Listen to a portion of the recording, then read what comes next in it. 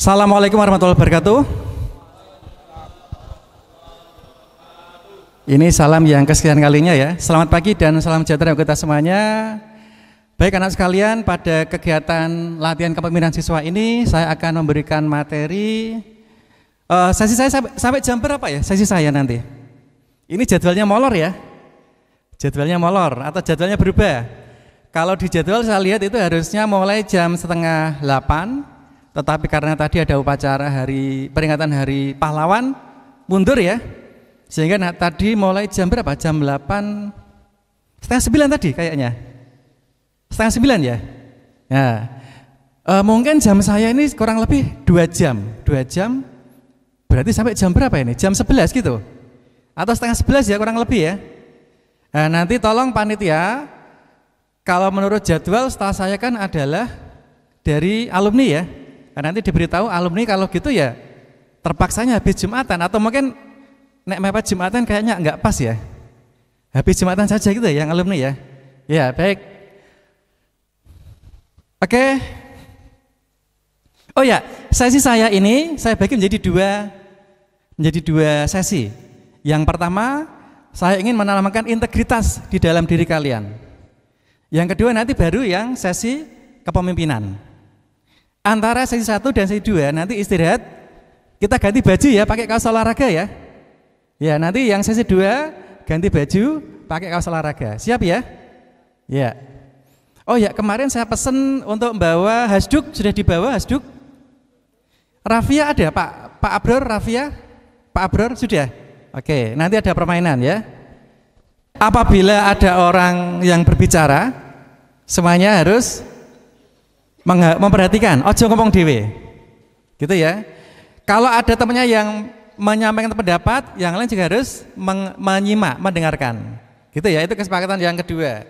Yang ketiga, kalau izin ke belakang angkat tangan, Pak izin mau ke toilet, gitu ya, angkat tangan. Kemudian kesepakatan yang lain ikuti dengan baik, ya. Jangan ngomong dengan temennya. Berikutnya, ketika saya ucapkan selamat pagi, dijawab apa? Pagi luar biasa. Kalau saya ngomong semanema, jaya jaya jaya. Kalau saya ngomong SMA 1 Mayong, oke. Selamat pagi. Pagi luar biasa. Yang kelas 10 kurang semangat, ulang lagi. Selamat pagi. Pagi luar biasa. Semanema. SMA Negeri 1 Mayong. Santun dalam berbudi, unggul dalam prestasi. Tepuk tangan, ya. Oke, ini ada sedikit pantun ya. Dari Pati menuju Jepara. Cakep, gitu ya. Dari Pati menuju ke Jepara. Selamat pagi saudara-saudara. Ya. Pagi gitu ya. Berikutnya, ke Singaparna beli obat. OSIS Manema memang hebat. Ya, tepuk tangan. OSIS Manema memang hebat. Gitu. Oke. Baik anak sekalian, di awal sesi ini, sesi yang pertama saya akan menyampaikan tentang bagaimana berintegritas dan menjadi seorang yang anti korupsi.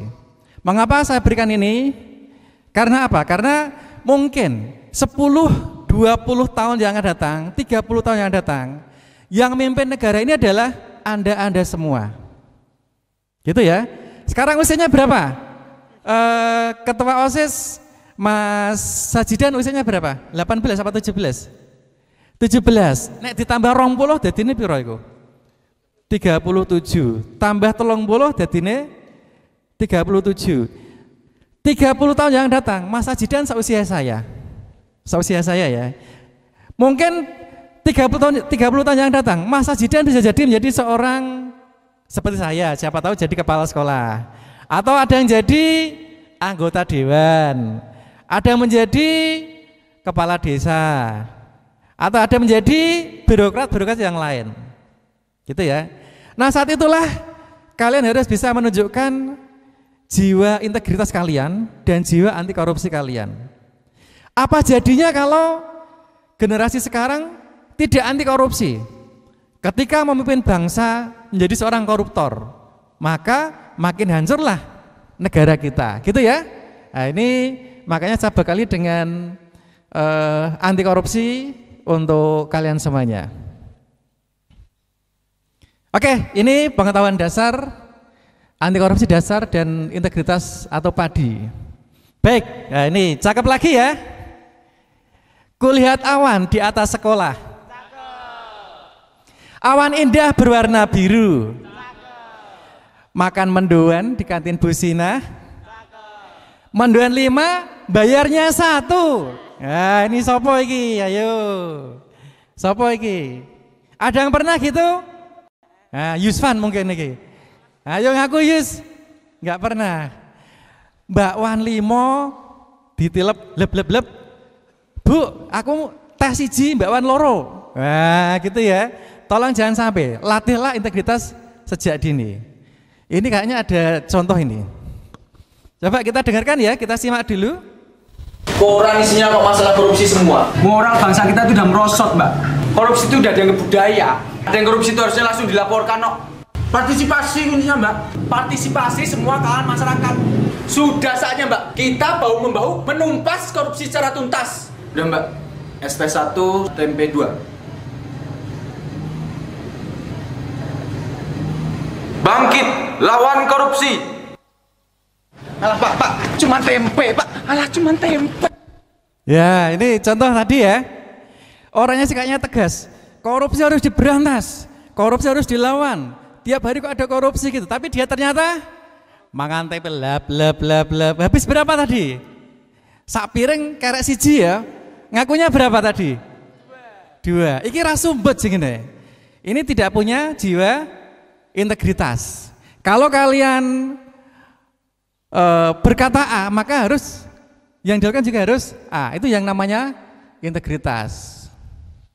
Oke, lanjut. Baik, ini integritas. Integritas itu bisa diartikan apa ya? Secara harfiah, integritas bisa diartikan sebagai bersatunya antara ucapan dan perbuatan. Antara ucapan dan perbuatan harus sinkron, harus sama. Jika ucapan mengatakan anti korupsi, maka perbuatan pun demikian. Nah, contohnya tadi ya, dia ngomong anti korupsi gini, tapi kenyataannya dia ngembat mendoan. Nah, tidak integritas itu namanya. Berikutnya, integritas adalah bertindak secara konsisten antara apa yang dikatakan dengan tingkah lakunya, sesuai dengan nilai yang dianut. Nilai dapat berasal dari kode etik di tempat kerja atau nilai masyarakat maupun nilai moral atau pribadi. Nah ini ya. Oke, harapan saya, harapan kami semua, kalian harus menjadi orang-orang yang berintegritas. Berintegritas. Contohnya gini, integritas itu diawali dari hal-hal yang ringan, hal-hal sehari-hari. Misalnya ini, ketika di rumah disuruh ibunya ya, Nduk, tolong tukonan ndok, ini duitnya. Dikasih uang ibunya 50.000. Tumbaske sak kilo ya. Oke Bu. Nah, kemudian berangkatlah kamu ke toko kelontong, beli telur. Sampai rumah, Bu niki telurnya Bu. Susu endi? Niki Bu wangsule 10.000. Nah gitu. Loh, iki regane piro? Turene anu Bu, ndoke mundak saat ini 40.000. Nah, padahal harga telur sekarang berapa? Harga telur sekarang berapa ini? 20? 24? Kayaknya naik deh, 27.000. Nah, loh, sak ngertiku rego nduk 17.000 kok susunya 10.000. Nah, ini sudah nggak jujur ini ya. Sudah nggak jujur. Lebih baik kalian jujur gini, Bu, mau pas tumbas ndok, kula mau ngelak Bu, teng pinggir dalan wonten es teh jumbo. Kula tumbas es teh jumbo setunggal, terus tumbas bensin seliter. Nggih? es teh jumbo 3.000, ndoke 17.000, tumbas bensin 10.000. Dadine pas berapa? 40.000. Nah, gitu ya. Terus terang saja. Jangan berbohong apalagi pada orang tua. Nah, itu latihlah dari hal-hal yang sepele, yang kecil di lingkungan kita. Gitu ya. Dan jika nanti ketika kita sudah berorganisasi di OSIS, ketika ada kegiatan, tolong latihan jujur dan integritas. Misalnya disuruh ketua OSIS, ini menyerahkan proposal ke perusahaan ini. Iki yo, tak gawani uang bensin sakmene. Gitu ya. Nah, ya jujur saja. Oh ya, tadi sudah saya antarkan ketika perjalanan tadi beli bensin sekian, kemudian tadi saya ngelak tuku es teh jumbo 3.000. Jujur saja gitu ya. Jangan coba berbohong pada orang lain, gitu. Oke, apa itu integritas? Tadi sudah kita singgung. Ini, orang yang integritas itu adalah berkepribadian utuh. Kepribadiannya utuh. Tindakan yang merujuk pada nilai moral dan etika. Apa yang dilakukan itu sesuai dengan nilai moral dan nilai etika. Perkataan dan perbuatannya yang selaras antara apa yang ia katakan dengan yang dia lakukan itu selaras. Orang mencong. Jangan sampai ngomong A yang dilakukan B. Jangan sampai ya. Patuh pada kode etik yang telah disepakati. Nah, patuh pada kode etik yang telah disepakati. Termasuk tidak melanggar sumpah jabatan. Berikutnya, tidak tergoda melakukan penyelewengan dengan wewenang yang dimiliki. Tidak tergoda. Oke. Menjadi panutan.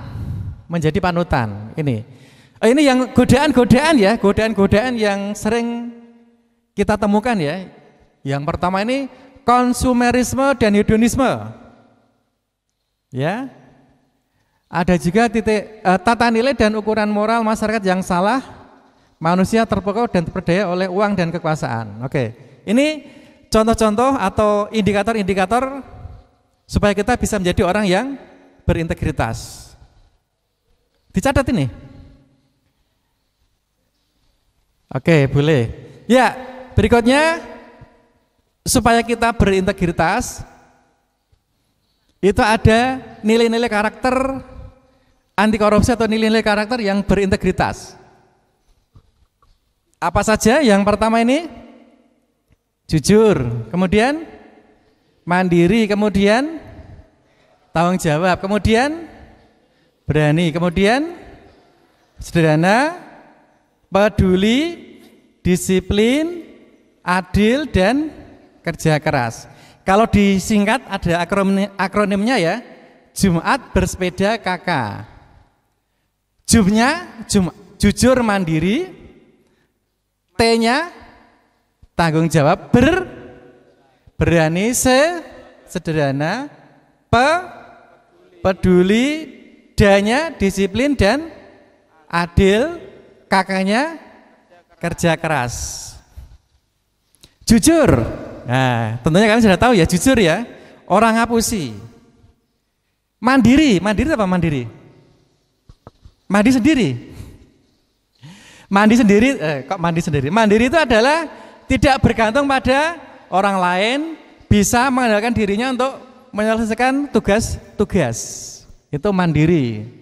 Tanggung jawab, harus bertanggung jawab. Orang belanjani janji. Berani, ya wani ya.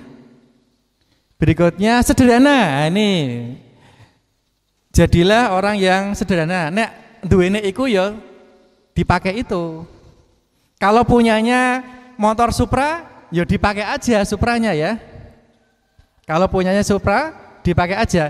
Orang usah milik koncone sing numpak motor NMAX atau mungkin PCX. Orang usah milik. Nek kalau orang tua punyanya itu ya dipakai saja Supranya, gitu ya. Sederhana. Nek duwene HP Oppo, ora usah milik karo koncone sing HP-ne iPhone. Nah, nek duwene HP Samsung, Ya dipakai aja ya. Ora usah milik koncone sing HP-ne iPhone. Nah, gitu ya. Sederhana. Peduli, ya, peduli kepada sesama. Disiplin. Nah, ini termasuk tadi kita kan harusnya mulai jam 8 ya. Molor. Ini termasuk kurang disiplin ini ya. Coba latihlah diri kalian untuk berdisiplin sejak dini. Saya tak tanya, bangun tidur jam berapa tadi pagi? Jam 5. Jam 5 saiki wis padang loh ya. Subuhnya jam berapa tadi? Subuh sekarang jam 4 kurang 10 mungkin. Kamu bangun pagi jam berapa tadi?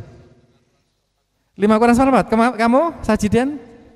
Jam 3. Masya Allah. Lah apa jam 3 itu? Oh jualan. Oh iya. Coba Kamal, ndek esuk tangi jam piro Kamal? 4:30. Tenane. Yuswan jam piro Yus? 4:30. Tenane. Gitu ya. Latihan disiplin, bangun pagi, kemudian setelah itu membersihkan tempat tidur atau mungkin nyapu, bantu-bantu orang tua masak gitu. Terutama yang cewek nih, bantu orang tua untuk masak.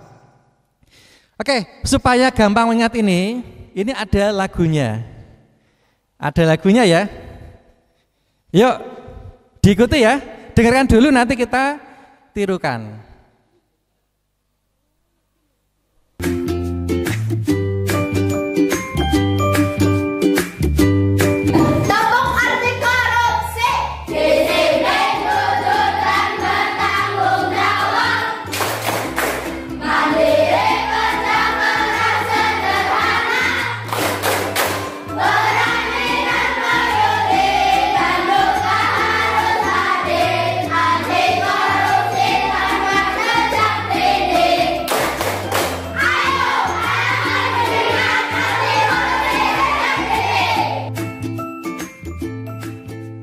Oke, semuanya berdiri ayo, semuanya berdiri.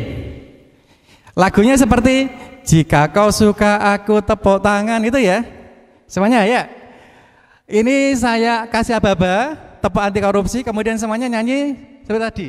Ini latihan dulu ya, latihan dulu. Yuk, tepuk anti korupsi, disiplin, jujur dan bertanggung jawab. Prok prok prok, mandiri kerja keras sederhana. Berani dan peduli dan juga harus adil, anti korupsi kenal sejak dini. Oke, nanti ditutup. Ayo tanamkan pendidikan anti korupsi sejak dini sambil mengepalkan tangan ya. Oke, siap? Tepuk anti korupsi. Bel ini. Tepuknya nanti, prok prok prok nanti. Tepuk anti korupsi. Disiplin, jujur dan bertanggung jawab. Mandiri kerja keras sederhana. Berani dan peduli dan juga harus adil. Anti korupsi kenal sejak dini. Ayo. Iya, tepuk tangan. Ya, silakan duduk. Oke, baik anak sekalian. Itu tadi karakter-karakter yang harus kalian latih sejak dini. Apalagi saat ini kurikulum Merdeka kita mengedepankan yang namanya profil pelajar Pancasila. Karakter tadi itu sudah termasuk dalam profil pelajar Pancasila. Berakhlak mulia ya, masuk dalam dimensi berakhlak mulia.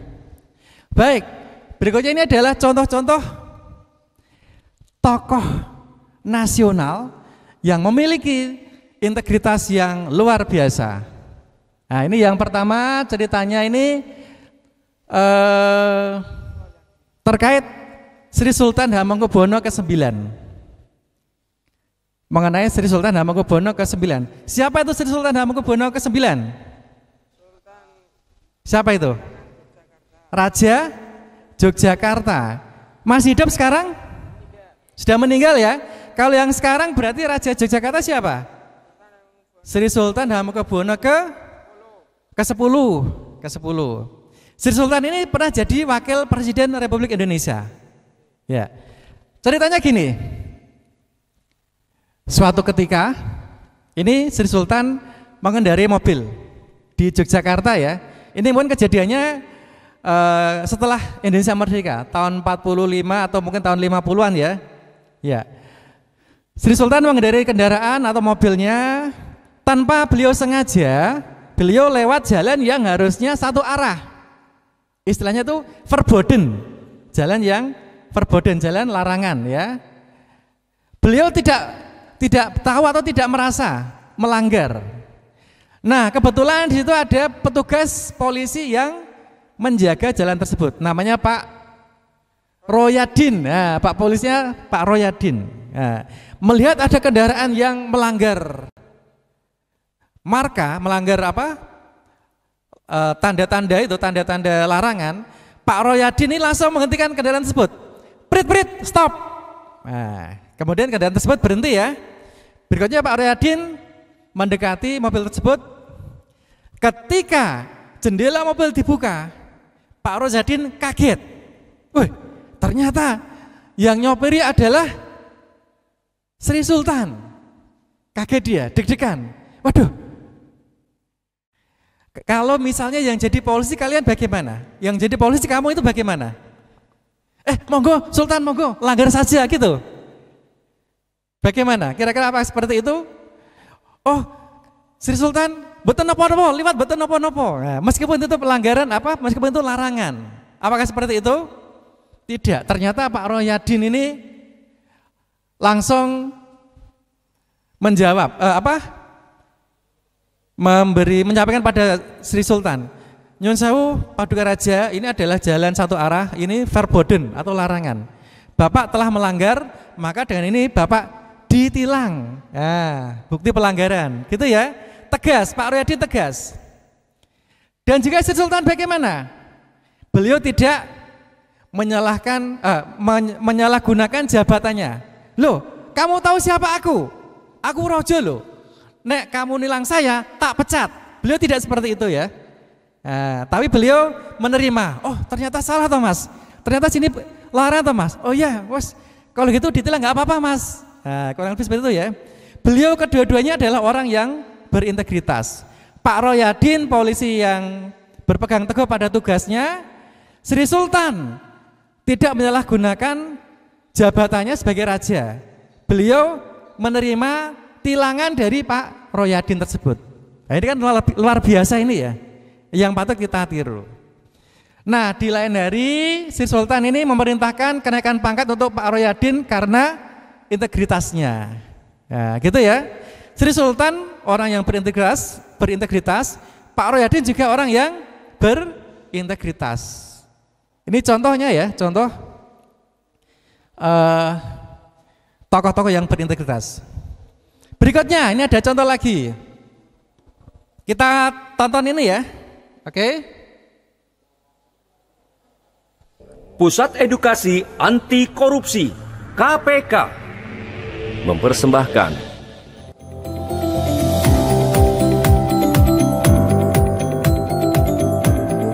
Ya, kita simak dulu ya.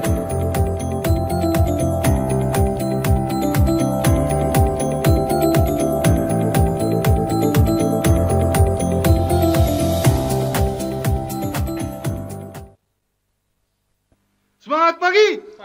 Pagi! Identifikasi nilai-nilai integritas.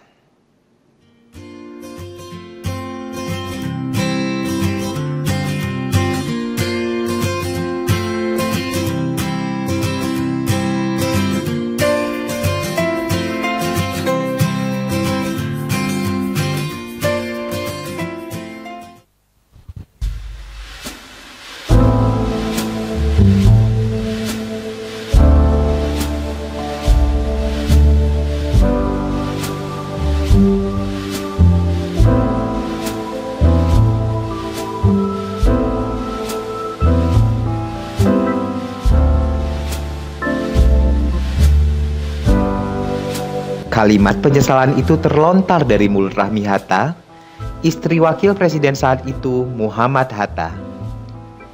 Ibu Rahmi pantas kecewa. Demi membeli sebuah mesin jahit, sedikit demi sedikit ia menyisihkan sebagian dari penghasilan yang diberikan Bung Hatta.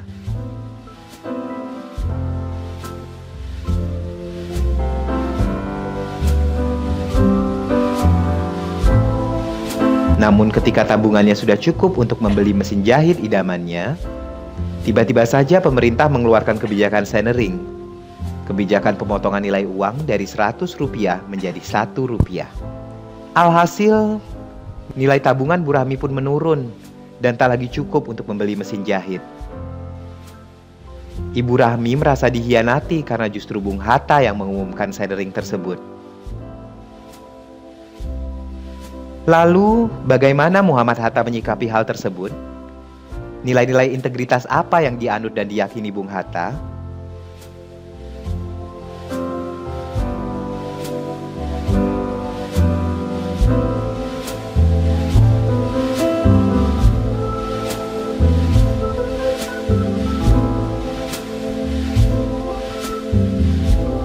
Keluhan sang istri yang akrab dipanggil Yuke itu tak membuat Bung Hatta marah. Dengan tenang ia berujar, "Negara." Oke, tadi ceritanya tentang Bung Hatta ya. Nah, beliau tadi berpegang teguh pada rahasia negara. Saat itu ceritanya ya, Ibu Yuke itu panggilan istri Bung Hatta sudah nabung Rp1 demi Rp1 karena Bu Yuke ini berkeinginan untuk membeli apa tadi? Mesin jahit ya. Sudah terkumpul mungkin 10.000, mungkin saat itu 10.000 ya, Rp10.000 untuk beli mesin jahit. Tapi tiba-tiba pemerintah mengumumkan adanya centering atau pemotongan nilai mata uang yang semula Rp100 menjadi Rp1. Akibatnya apa? Uang yang 10.000 tadi jadinya berapa sekarang? 10.000 jadi berapa? Kalau 100 jadi 1, 10.000 jadi Rp100.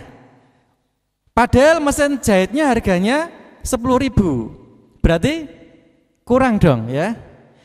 Tadi kok Pak Hatta tidak memberitahu istrinya tuku mesin jahitnya saat durungnya pengumuman centering atau pemotongan mata uang. Kok nggak gitu ya? Kalau kamu bagaimana kira-kira? Misalnya yang jadi Pak Hatta kalian. Saiki wae tuku saiki. Wonten apa Pak? Sesuk ono pemotongan mata uang. Apakah kira-kira seperti itu? Tidak. Tapi beliau itu tidak memberitahukan bahkan kepada istrinya. Akibatnya apa? Istrinya mungkin nesu ya, ngamuk ya. Kok orang ngadani dek wingi sih Pak? Nek ngene saku ra sida tuku mesin jahit. Nah, gitu ya. Luar biasa. Ini berikutnya. Bung Hatta juga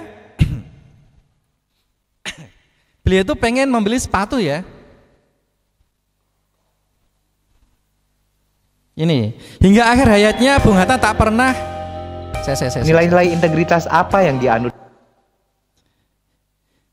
Hingga akhirnya Bung Hatta tak pernah bisa merealisasikan keinginannya untuk membeli sepatu ini. Bahkan misalnya dia minta tolong kepada orang lain kan bisa ya. Tapi beliau tidak mau untuk membeli sepatu yang bagus itu. Nah, itu salah satu kesederhanaan Pak Hatta. Oke. Ini tak istirahat sebentar ya, minum dulu ya. Oke. Baik, itu tadi tentang integritas. Harapannya anak sekalian ini akan menjadi orang-orang yang berintegritas. Tanamkan integritas sejak dini. Oke, kita lanjut. Ya, kalau tadi materi pertama terkait bagaimana jadi seorang yang berintegritas. Nah, ini tolong ini camkan ya. Mohon agar jiwa-jiwa integritas ini tertanam di dalam diri kalian hingga ke depan. Jangan sampai kalian menjadi orang-orang yang tidak berintegritas, gitu ya. Baik, berikutnya kita ke yang anti korupsi. Kita nyanyi dulu ya. Nyanyi profil pelajar Pancasila. Masih ingat lagunya? Kalau yang kelas 10 bisa apa enggak ini? Belajar Pancasila, beriman dan bertakwa pada Tuhan yang Esa dan berakhlak mulia, berkebinekaan global, gotong royong mandiri, kreatif dan bernalar kritis. Saya lagi belajar bareng-bareng.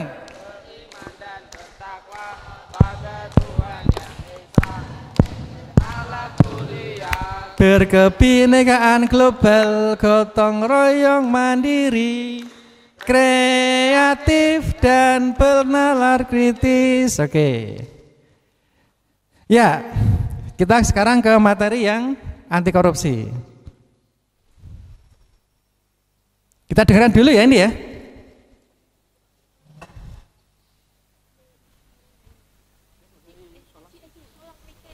Pusat Edukasi Anti Korupsi Kita simak dulu, silakan. Mempersembahkan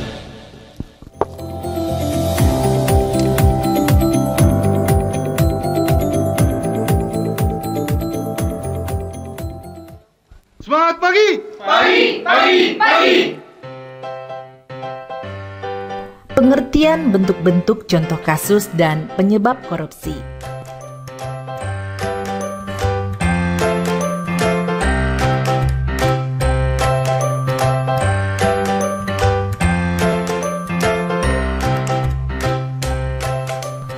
Secara harfiah, korupsi atau corruptio yang berasal dari bahasa Latin berarti busuk.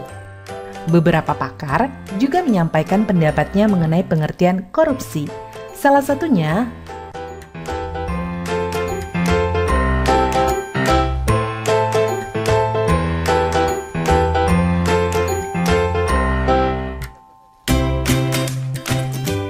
korupsi sudah sangat meresahkan. Maka banyak lembaga-lembaga anti korupsi didirikan. Salah satu dari lembaga ini juga mengemukakan pengertian korupsi, yaitu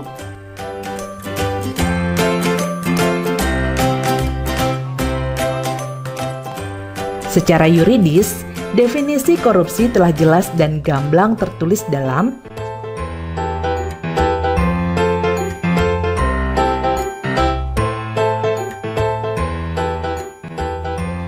definisi tersebut kurang lebih memiliki inti arti, yaitu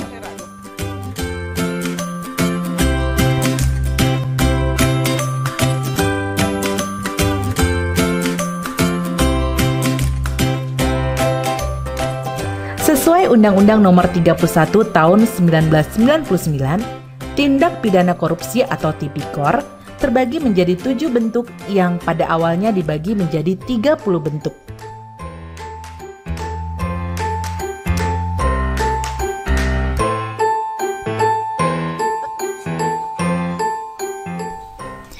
Pertama, merugikan keuangan negara. Penyalahgunaan wewenang jabatan atau tindakan yang melanggar kepentingan umum termasuk tindak korupsi karena merugikan keuangan negara.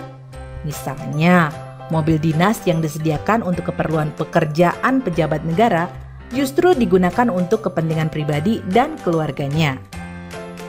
Selanjutnya, suap menyuap. Kasus suap bisa dikatakan populer atau paling sering terjadi. Suap biasanya dilakukan sebagai upaya memuluskan kebutuhan si penyuap dengan memberi sejumlah uang.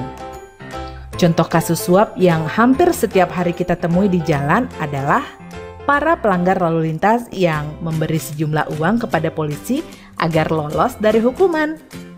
Ketiga, penggelapan dalam jabatan. Pelaku tindak korupsi ini adalah mereka yang memiliki jabatan tertentu dan melakukan tindakan penggelapan uang atau dokumen berharga lain yang menguntungkan dirinya. Contoh kecil yang mungkin pernah terjadi di sekitar kita adalah menggunakan kwitansi kosong agar nominal uang di dalamnya dapat direkayasa oleh si pelaku. Keempat, pemerasan. Pemerasan merupakan perbuatan pihak yang menyalahgunakan kekuasaannya untuk memaksa orang lain melakukan sesuatu yang menguntungkan dirinya. Contohnya, pungutan liar atau pungli yang dikenakan oleh aparat kepada masyarakat sebagai tarif pengurusan dokumen tertentu. Padahal, seharusnya pengurusan dokumen ini bebas biaya. Kelima, perbuatan curang. Segala bentuk kecurangan termasuk tindak korupsi. Sebagai contoh, pemborong proyek bangunan yang melibatkan kecurangan kontraktor, tukang, ataupun toko bahan bangunan. Keenam, benturan kepentingan dalam pengadaan, atau yang dikenal dengan conflict of interest. Maksudnya adalah seorang pejabat yang dihadapkan pada peluang untuk menguntungkan dirinya sendiri, keluarga, ataupun kroni-kroninya. Misalnya, meskipun dilakukan tender dalam proyek, pegawai negeri ikut terlibat dalam proses dengan mengikut sertakan perusahaan miliknya. Terakhir adalah gratifikasi. Tindak pidana korupsi ini sangat dekat dengan masyarakat. Bahkan banyak yang tidak sadar bahwa secara tidak langsung mereka melakukan gratifikasi. Gratifikasi merupakan pemberian hadiah dalam bentuk apapun kepada pejabat publik dengan harapan adanya timbal balik dari si penerima. Hadiah yang diberikan bisa berbentuk tiket perjalanan gratis, paket liburan gratis, parsel hari raya, dan lain sebagainya. Anda dapat mencari contoh-contoh lain dari tindak pidana korupsi, agar Anda dapat lebih waspada akan tindak pidana korupsi yang mungkin terjadi di sekitar. Dari penjelasan ketujuh bentuk korupsi dan contohnya, dapatkah Anda menelaah apa yang menyebabkan pelaku melakukan berbagai tindak korupsi tersebut? Menurut Ghosn Theory, faktor-faktor penyebab korupsi ini meliputi 1. Greeds atau keserakahan, 2. Opportunities atau kesempatan, 3. Needs atau kebutuhan, dan 4. Exposure atau pengungkapan, yang berarti konsekuensi yang dihadapi oleh pelaku kecurangan apabila pelaku terbukti bersalah. Pendapat lain menyebutkan bahwa korupsi dapat terjadi karena terpaksa, memaksa, dan dipaksa. Anda dapat mencari tahu lebih lanjut tentang ketiga penyebab korupsi tersebut untuk meyakinkan Anda bahwa motif pelaku dalam melakukan korupsi itu beragam. Setelah mempelajari modul ini, maka Anda akan lebih disiplin, jujur, dan bertanggung jawab dalam melakukan apapun sebagai upaya untuk menghindari berbagai tindak korupsi.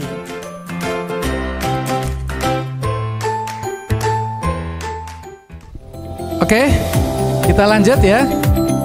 Tadi pengertian korupsi sudah ada di tayang tadi ya. Berasal dari bahasa Latin, corruptio, artinya corruptio atau corruptus, artinya apa tadi? Busuk, merusak, menghancurkan, kebusukan, keburukan, kebejatan, macam-macam pokoknya. Makna harfiah, kebusukan dan keburukan, kebejatan, dan seterusnya.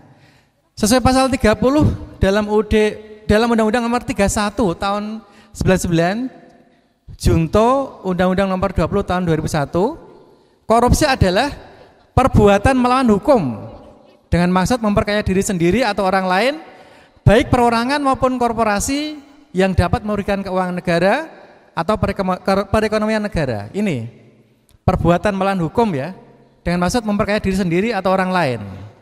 Oke. Nah ini kejadian korupsi yang baru terjadi akhir ini. Ada kasus SYL, kerugiannya berapa itu? Mungkin 30 M ya. Ada lagi yang JP, kerugian 15 M, kerugian negara 15 M. Bayangkan 1 M itu bisa untuk membangun 1 SD. Nah, tentunya kan kalau tidak dikorupsi bisa digunakan untuk meningkatkan kesejahteraan masyarakat. Gitu ya. Nah, ini kasus-kasus yang baru terjadi. Faktor penyebabnya keserakahan, kesempatan, kebutuhan pribadi, atau pengungkapan konsekuensi. Kalau di Inggris kan keserakahan itu greed, kesepakatan ya, keserakahan. Kesempatan itu opportunity. Kebutuhan itu need, pengungkapan itu atau konsekuensi itu expose. Kalau disingkat GONE, maka di akronim menjadi Ghosn Theory. Ini penyebabnya ya. Karena keserakahan, kesempatan, kebutuhan pribadi, atau mungkin konsekuensi. Ini dasar hukum pemberantasan korupsi. Tadi diantaranya tadi yang Undang-Undang nomor berapa tadi? 31 ya, tahun 99, Junto nomor berapa tadi? Yang 2001 itu loh ya, nomor 20. Ini diantara ini ya. Oke. Klasifikasi korupsi, kerugian keuangan negara, penyuapan, pemerasan, penggelapan dalam jabatan, kecurangan, pembenturan kepentingan dalam pengadaan barang dan jasa, gratifikasi. Ini ya perbedaan antara gratifikasi, suap, pemerasan, atau pungli. Kalau suap terjadi apabila pengguna jasa secara aktif menawarkan imbalan kepada petugas layanan dengan maksud agar tujuannya lebih cepat tercapai walaupun melanggar prosedur. Nah, misalnya ngurusi KTP atau perpanjang STNK atau SIM, kan ada prosesnya ya. KTP, ngurusi KTP itu ada prosesnya. Ben cepet ngasih sesuatu kepada petugas, itu termasuk penyuapan. Nggak usah lama-lama deh, nggak usah kayak gitu. Ikuti saja jalannya, alurnya, ya. Orang usah cepet-cepetan. Saya punya cerita ketika ngurus SIM. Sekarang kan sistem itu lebih mudah. Perpanjangan SIM. Saya menggunakan aplikasi perpanjangan SIM yang namanya Digital Korlantas. Lebih sederhana, simple dan lebih murah. Perpanjangan SIM ya. Bukan membuat SIM baru, tapi perpanjangan SIM pakai aplikasi Digital Korlantas. Kita harus download dulu aplikasinya, install Digital Korlantas di HP kita. Kemudian kita masukkan data-data yang dibutuhkan seperti foto KTP, foto SIM, foto diri, ya. Kemudian sinkronisasi dengan sistem kependudukan itu, ya. Akhirnya saya bisa perpanjang SIM baru dengan lebih murah. Satu SIM sekitar biayanya 130.000 SIM A dan C. Dua SIM kalau nggak salah 200, nggak sampai 300.000 dua SIM A dan C. Nah, dengan adanya sistem informasi tersebut itu menghindari yang namanya penyuapan. Tapi dengan konsekuensi kita harus bersabar. Kalau kita mau perpanjang SIM menggunakan aplikasi Digital Korlantas, paling tidak itu 2 bulan atau 1 bulan sebelum SIM-nya habis. Nah gitu ya. Jangan mepet malah nanti repot sendiri kita. Karena terkadang data yang kita kirimkan itu fotonya nggak jelas, foto KTP ya, atau foto diri kita nggak jelas, maka nanti bisa tertolak, tidak bisa diproses karena fotonya nggak jelas, tanda tangannya nggak jelas. Nah itu ya, yang penting kita harus sabar dan harus mempersiapkan sejak dini kalau mau perpanjang lewat aplikasi Digital Korlantas. Gitu. Teman saya di Papua, kerja di Papua. Dia ingin perpanjang SIM, padahal rumahnya Kudus. Dia perpanjangnya lewat ketika di Papua. Sudah saya beritahu, nek perpanjang SIM lewat aplikasi minimal 2 bulan sebelumnya. Ya, dia itu sudah ngirimkan data, tapi ternyata karena dia itu di pedalaman Papua, sinyalnya itu jelek, sehingga datanya tidak terkirim. Data fotonya, data SIM-nya atau tanda tangannya tidak terkirim dengan jelas. Akhirnya tertolak, tapi dia ngajukan lagi, ngupload lagi, cari tempat yang sinyalnya kuat, sinyalnya bagus, akhirnya jadi. SIM-nya dikirim ke Kudus, padahal teman saya ada di Papua. Nah gitu ya, sekarang itu lebih praktis. Dan tidak ada yang namanya suap penyuap. Gitu ya. Berikutnya pemerasan atau pungli, yaitu petugas layanan secara aktif menawarkan jasa atau minta imbalan kepada pengguna agar membantu mempercepat. Nah, contohnya tadi nggawe SIM, ketika datang pengen cepat bayar sakmene. Nah, itu termasuk pemerasan ya atau pungli. Contohnya juga ketika kalian daftar di SMA 1 Mayong, bayar apa tidak? Enggak bayar sama sekali ya. Nah, kok misalnya saya memerintahkan tiap pendaftar bayar 20.000. Nah, itu termasuk pungli karena tidak ada aturannya ya, enggak boleh ya. Dengan alasan tuku stop map, itu termasuk pungli. Nah, gitu ya. Kalian di sini kan enggak bayar ya, SPP gratis ya. Uang gedung ada apa enggak? Enggak ada, gratis. Tidak ada pungli di SMA 1 Mayong. Gratifikasi ini uang terima kasih istilahnya ya. terjadi apabila pihak pengguna layanan memberikan sesuatu tanpa adanya penawaran. Transaksi mencapai tujuan biasanya hanya memberikan tanpa ada maksud apapun atau tanam budi.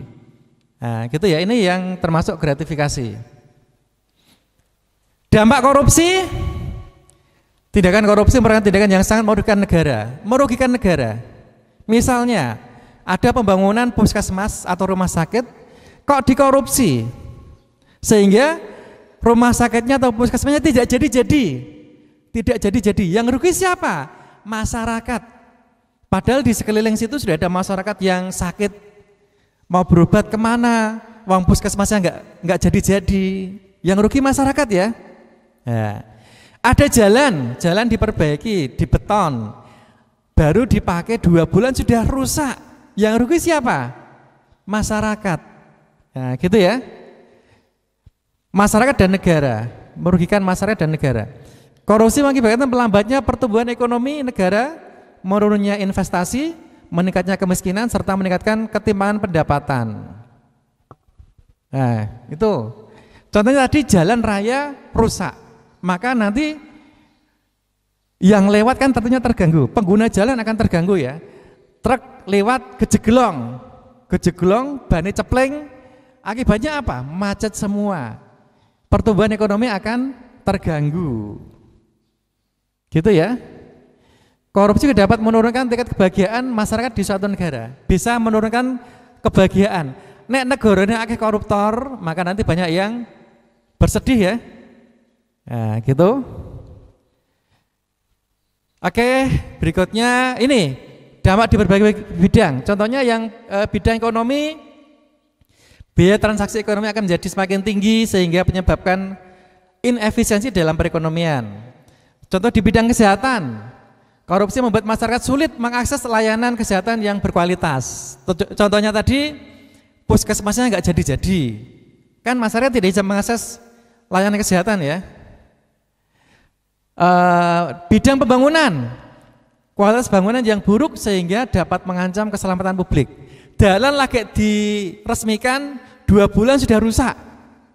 Ya, ini karena kualitasnya kurang bagus.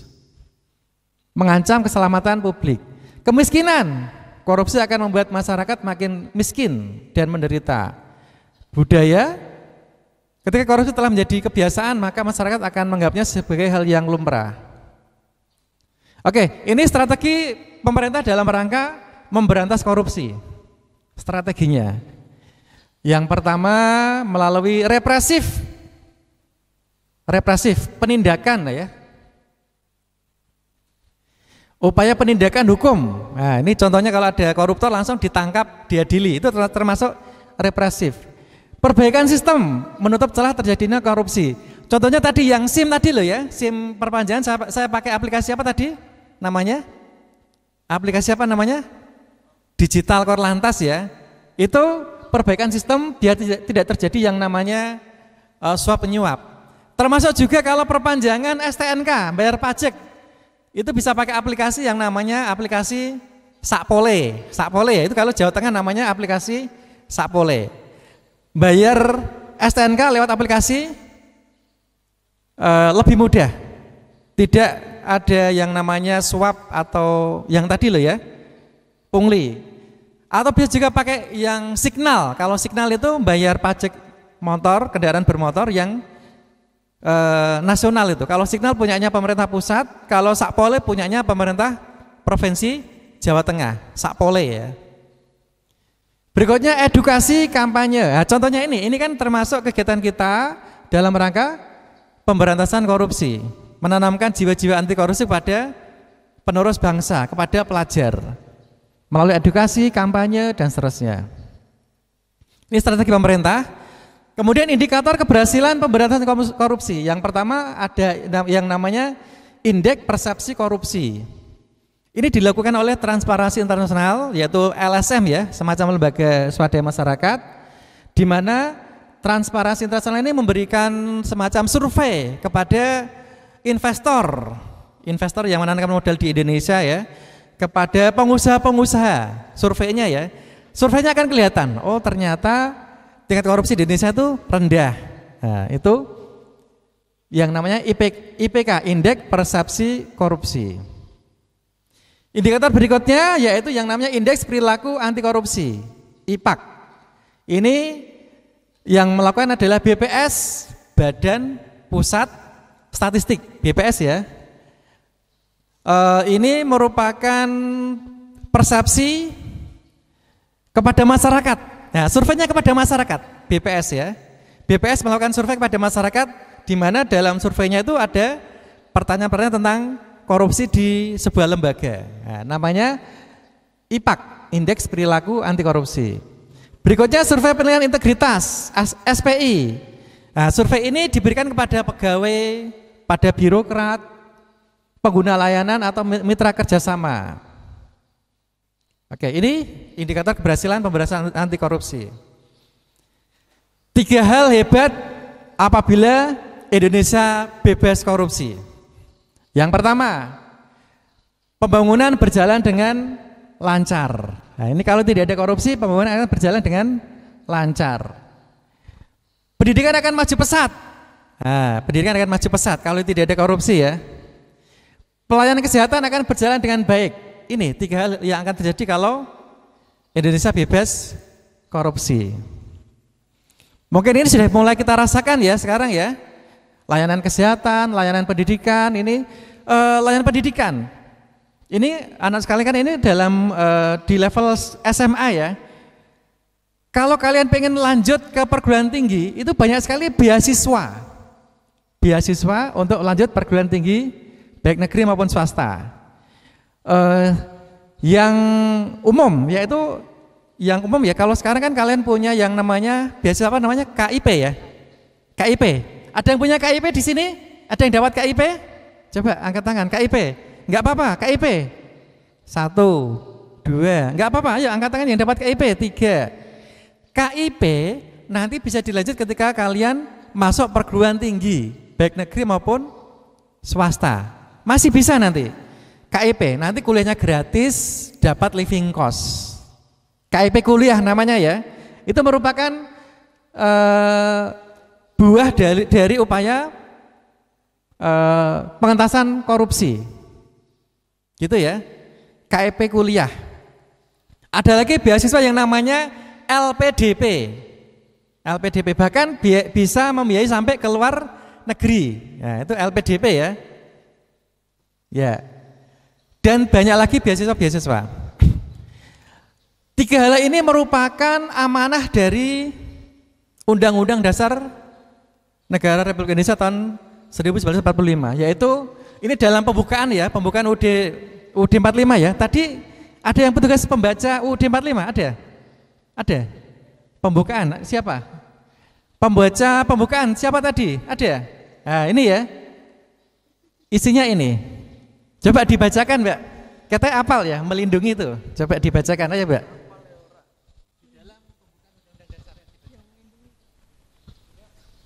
Melindungi segenap bangsa Indonesia. Pakai gaya ketika kamu baca menjadi penulis upacara. Berdiri aja berdiri.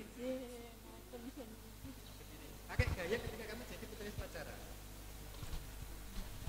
Melindungi segenap bangsa Indonesia dan seluruh tumpah darah Indonesia, dan untuk memajukan kesejahteraan umum, mencerdaskan kehidupan bangsa, dan ikut melaksanakan ketertiban dunia yang berdasarkan kemerdekaan, perdamaian abadi, dan keadilan sosial. Tepuk tangan, Mbak siapa ini? Devi, ya. Terima kasih Mbak Devi. Ini amanah dalam pembukaan Undang Dasar 1945 supaya berkeadilan sosial, gitu ya, memajukan kesejahteraan umum ini, ya, ini adalah amanah untuk pencegahan korupsi di pemberantasan dan pencegahan korupsi di negara kita. Baik, berikutnya ini 3 peringkat negara yang anti korupsi, yang bebas korupsi. Yang pertama adalah Denmark, yang kedua Finlandia, yang ketiga mana ini? Ya, di Denmark itu di mana ya? Demak. Di Denmark itu mereka memiliki yang namanya undang-undang kriminal, berisi larangan tentang suap, menerima suap, dan jenis korupsi yang lain. Dan di sana benar-benar dipatuhi. Yang kedua di Finlandia ya, di sana kok bisa negara yang bebas korupsi, kenapa? Yaitu karena keterbukaan dan transparansi dalam penyelenggaraan negara, sistem pengendalian internal dan eksternal yang luar biasa, hingga keterlibatan masyarakat sipil dalam pemberantasan korupsi.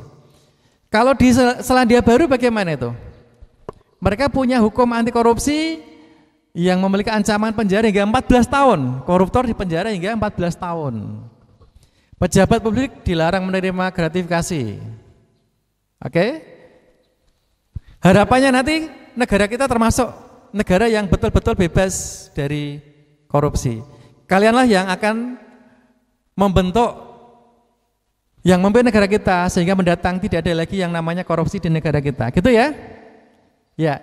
Siap untuk menjadi anti korupsi? Siap untuk berintegritas? Siap ya? Oke, tepuk tangan untuk kita semuanya.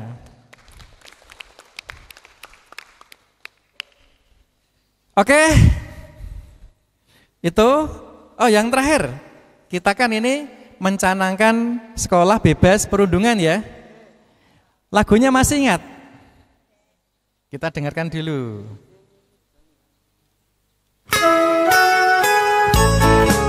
Duduk Mas.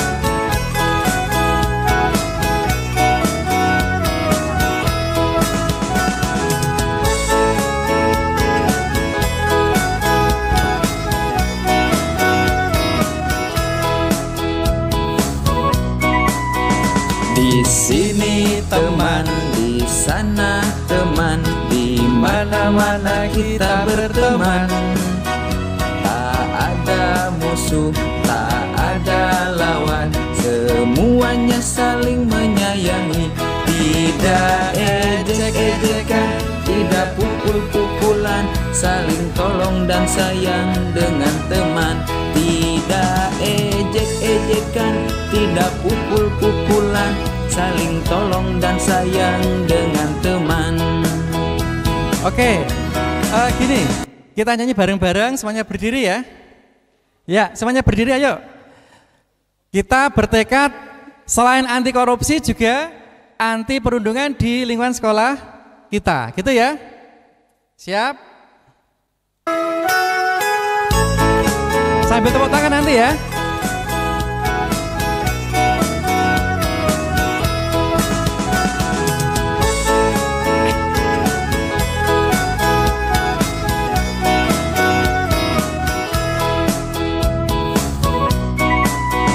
Di sini teman, di sana teman, di mana-mana kita berteman. Tak ada musuh, tak ada lawan, semuanya saling menyayangi. Tidak ejek-ejekan, tidak pukul-pukulan, saling tolong dan sayang dengan teman. Tidak ejek-ejekan, tidak pukul-pukulan, saling tolong dan sayang dengan teman. Di sini teman, di sana teman, di mana-mana kita berteman. Tak ada musuh, tak ada lawan, semuanya saling menyayangi. Tidak ejek-ejekan, tidak pukul-pukulan, saling tolong dan sayang dengan teman. Tidak ejek-ejekan, tidak pukul-pukulan, saling tolong dan sayang dengan teman.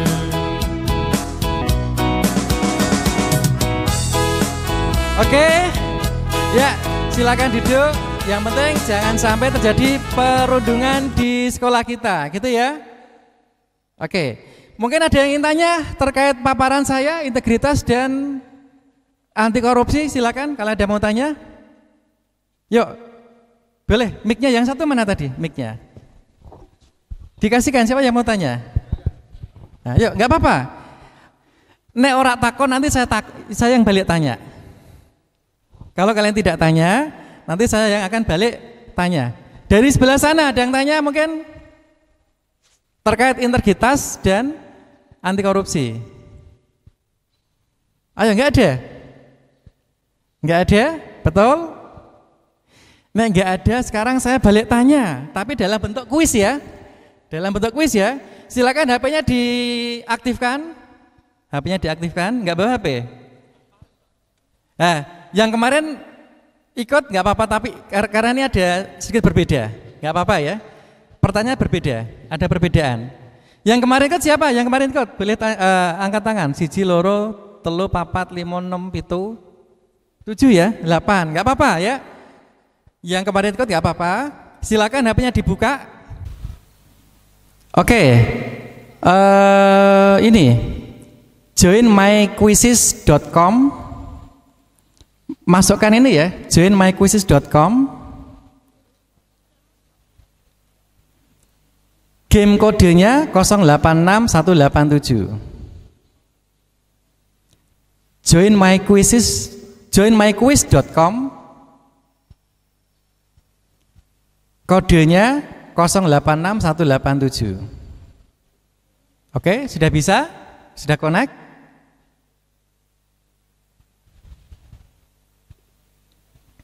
Belum ada yang gabung ini. Oh sudah, 3, 5.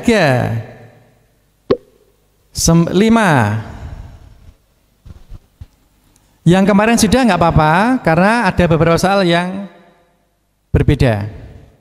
Baru 5 orang, silakan. 7, 10, 11.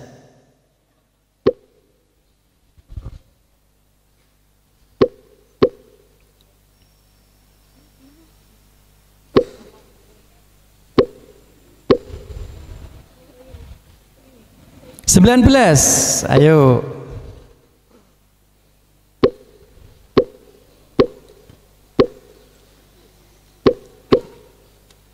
26. Yuk lanjut.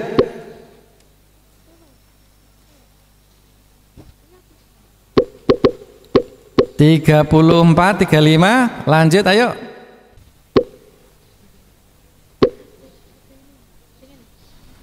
Ayo, 37. Ada lagi? 38. Ini berarti 58 ya. Sudah datang 1 dari 60 siswa. 41. Ada lagi? Ayo 46. Tidak ada lagi? 47.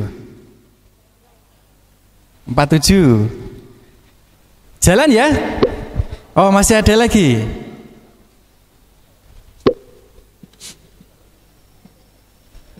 Siap? Siap? Belum? Sudah? 51, siap ya? Oke, kita jalan 51 peserta.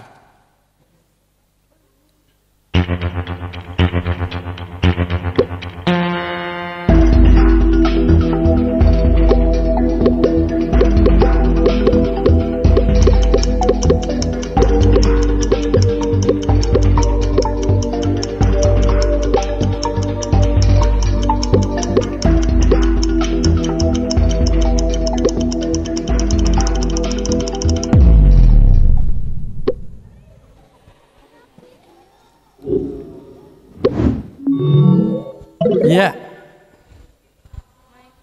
Oke. Yang betul tadi koruptio ya. Oke. 43 orang menjawab betul. Yang salah berapa? 5 berarti ya. Lanjut.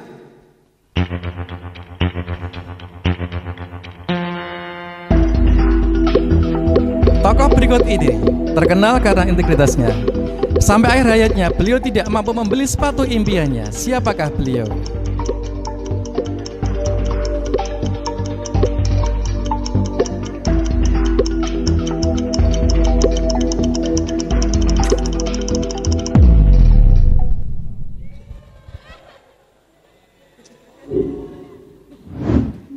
Oke. Kamal dan Yusfan. Ternyata masih ada yang salah ya, 4 orang salah ya.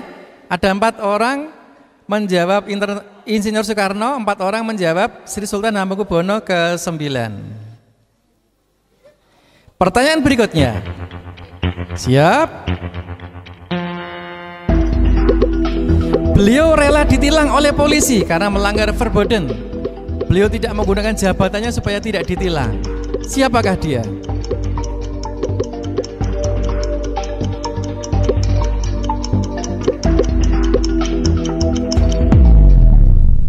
Oke.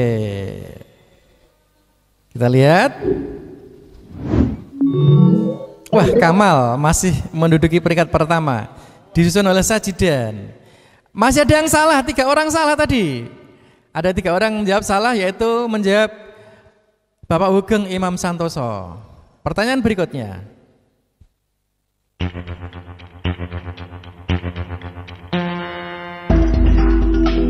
Secara harfiah, korupsi adalah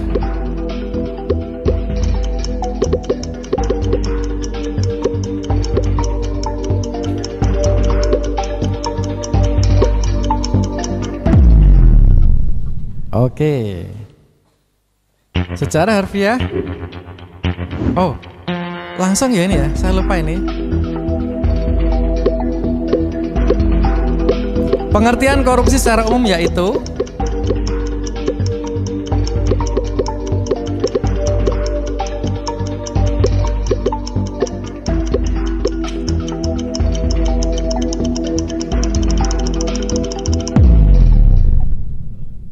Oke, kita lihat. Kamal masih memimpin, Yusfan kedua. Ya, oh betul semua.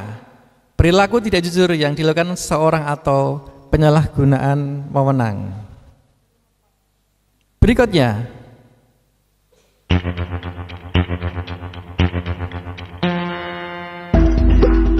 Undang-undang yang mengatur korupsi yaitu Undang-Undang Nomor bla bla bla tahun 1999 tentang tindak pidana korupsi.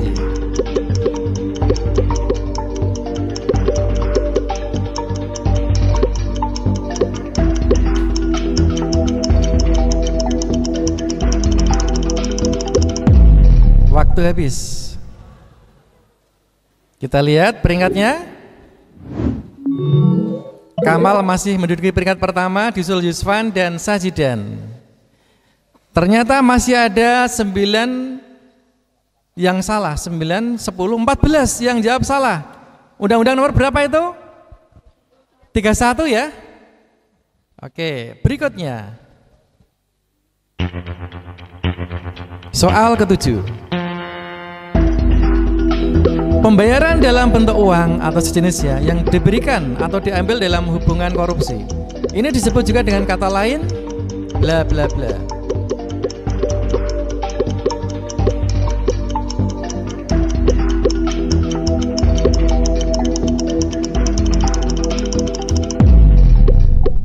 Waktu habis. Kita lihat peringkatnya. Kamal masih menduduki peringkat pertama. Barus menonjol ini. Penyuapan ya yang betul ya. Ada 1 orang yang salah. Pertanyaan berikutnya. Ke-8. Merupakan tindakan kejahatan menggelapkan atau mencuri uang rakyat yang dilakukan oleh pegawai pemerintah, pegawai sektor swasta atau aparat birokrasi. Kejahatan ini disebut dengan bla bla bla.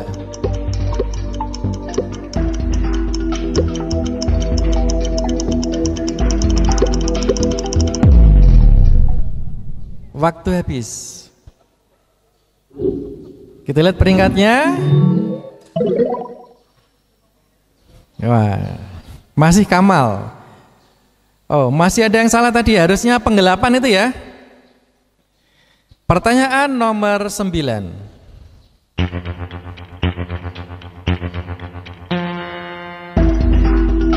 Mengajak masyarakat untuk terlibat dalam gerakan pemberantasan korupsi serta membangun perilaku dan budaya anti korupsi, yaitu salah satu strategi untuk bla bla bla.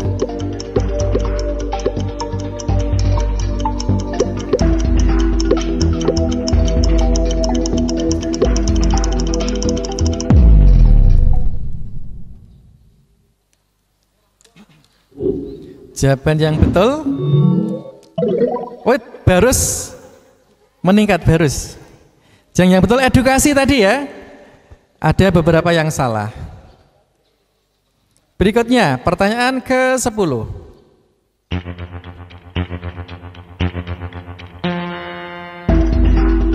Di bawah ini adalah 9 nilai anti korupsi, kecuali 9 tadi ya, kecuali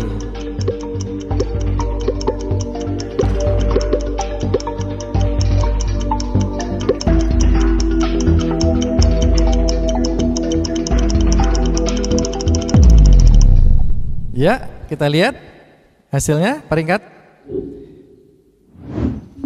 Oke, Kamal masih di atas. Barus dikejar oleh Yusfan. Ya, tadi yang salah adalah apatis ya. Kemandirian itu ada tadi. Yang jawab kemandirian ini salah ketik mungkin, salah pencet mungkin ya. Pertanyaan ke-11.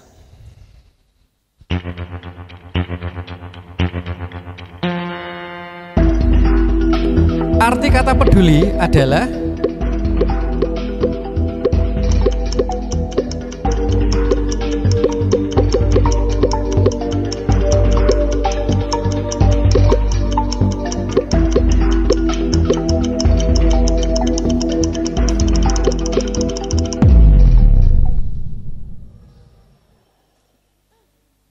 kita lihat hasilnya. Iya. Mengindahkan atau memperhatikan atau menghiraukan, itu peduli. Ini ada yang salah ketik mungkin. Tidak mengindahkan 5 orang. Bersikap adil dan pilih kasih ini 8 orang. Pertanyaan terakhir.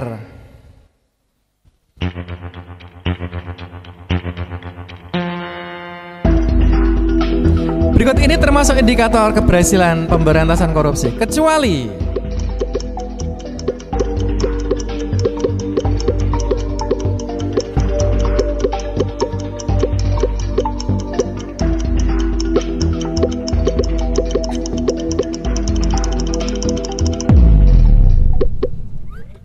waktu habis.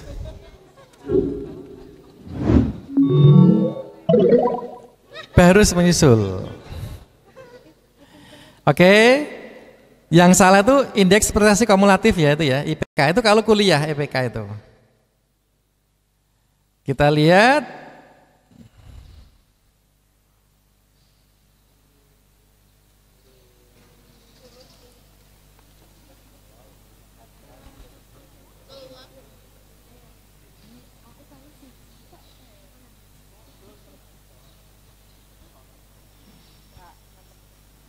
Iya, ternyata juara 1 adalah Kamal. Tepuk tangan untuk Kamal. Disusul oleh Barus. Dan yang ketiga adalah Yusfan. Ya, Kamal mana Kamal? Kamal? Ya, Barus. Barus mana Barus? Barus di mana Barus? Oh, Yusfan di sana. Ini skor masing-masing ya.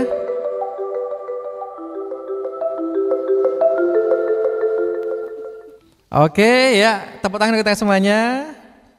Tepuk tangan ya, yuk. Baik anak sekalian, itu tadi pemaparan dari saya terkait integritas dan anti korupsi. Mudah-mudahan kalian sebagai pemuda penerus bangsa akan memiliki karakter-karakter integritas dan anti korupsi. Gitu ya. Itu saja yang dapat saya sampaikan untuk sesi kali ini. Berikutnya kita lanjut dengan yang dari alumni. Sudah hadir Pak Adi? Sudah hadir? Oke, kita tunggu saja beliau ya. Terima kasih atas perhatiannya, mudah-mudahan bermanfaat. Mohon maaf kalau ada kekurangan atau kekhilafan. Akhirul kalam, assalamualaikum warahmatullahi wabarakatuh.